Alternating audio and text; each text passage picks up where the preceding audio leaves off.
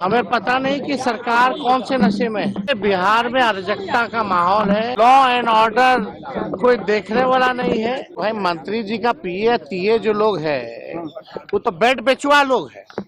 IGMS में जाइए कितना बेड बेच रहा है। देखिए सिर्फ पूर्वी ही नहीं, अभी जानकारी प्राप्त हुई कि सीतामढ़ी में भी 11 साल की बच्ची के साथ दुष्कर्म हुए हैं। ये पूरे बिहार में कोई ऐसा जिला नहीं जहां इस तरह की घटनाएं ना हो रही। हमें पता नहीं कि सरकार कौन से नशे में है, कौन सा नशा करके सरकार जो है सोई हुई है।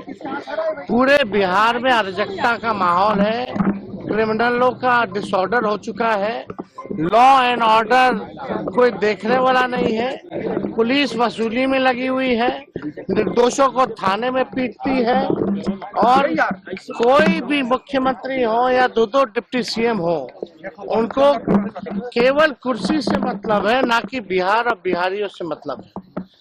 पूरी तरीके से घटनाएं बढ़ रही हैं, हत्या हो रही है, लूट हो रहा है, अपहरण हो रहा है। अभी कुछ दिन पहले ही जो है एक जगह बलात्कार हुआ था और हत्या हुई थी, वो खगड़िया परबत्ता जिला में, वहां भी हम लोग मिलकर के आए थे। पूर्णिया में बलात्कार हुआ, अभी सीतामढ़ी में सुनने आ रहा है कि 11 साल की बच्ची के साथ गैंगरेप हुआ है। पूर्णिया में हुआ ही हुआ, और खास तौर पे मुजफ्फरपुर जिला में तो इतना क्राइम बढ़ गया। वो वही जिला है बालिका गृह वाला। तो लोगों को समझना पड़ेगा कि अब मुख्यमंत्री नीतीश कुमार जी अचेत अवस्था में है, ये नीति आयोग के बैठक में भी नहीं जाते हैं, केवल पॉलिटिकल कार्यक्रम में जाते हैं। इनको बिहार और बिहारियों से कोई लेना देना नहीं है और ना ही कोई समीक्षा बैठक होती है। इतना अपराध बढ़ गया है लगातार, कहीं भी कोई भी समीक्षा बैठक नहीं हो रही। ट्रांसफर पोस्टिंग का धंधा चलेगा तो यही रहेगा, रिटायर्ड लोगों को दे दिया जाएगा ट्रांसफर पोस्टिंग का, डीजीपी के हाथ में कुछ रहेगा ही नहीं, तो करेगा क्या। तो ये पूरी तरीके से सिस्टम एकदम नकारा हो चुकी है, सीएम एकदम थका हारा हो चुके हैं, बिहार इन लोगों से चल नहीं रहा है।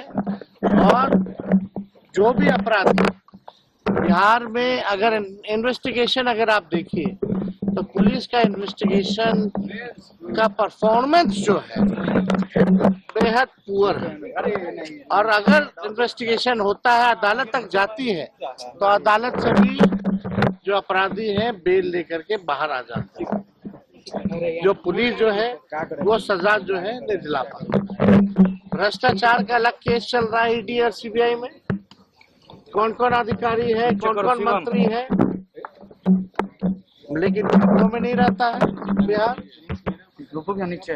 अलग माहौल पूरी तरीके से बिहार में बना हुआ है, जहां पुलिस का ही एनकाउंटर हो रहा है और अपराधी जो है बेलगाम घूम रहे हैं। स्वास्थ्य मंत्री जी चुप्पी क्यों साधे हुए, लेकिन मंत्री जी चुप्पी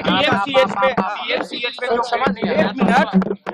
कुछ दिन पहले ही हमको चुनौती दिया जा रहा था कि आइए मैदान में हम पूरे फरिया लीजिए और डिबेट कीजिए, पहले इस पे तो बात करें।